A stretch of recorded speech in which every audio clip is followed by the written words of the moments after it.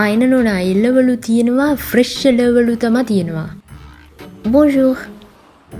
Bonjour. යාලේ අප්පා නෝනා ෆ්‍රෙන්ච්ද? මොනවාද එළවලු නෝනා බැලුවේ? Vous avez dit carottes? කැරට්ද? කැරට් තියෙනවා නෝනා. Des pommes de terre? Pomme de terre කිව්වේ. අලද නෝනා? අල තියෙනවා නෝනා. D'accord. Des haricots? haricots? මොනවාද නෝනා? haricots කිව්වේ බොන්චිද? බොන්චි තියෙනවා නෝනා. Des champignons?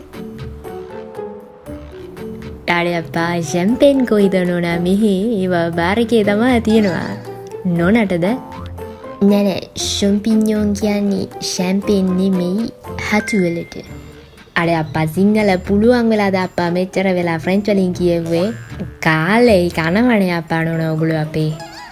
இது ஒரு வெளிநாடு ஒரு என்று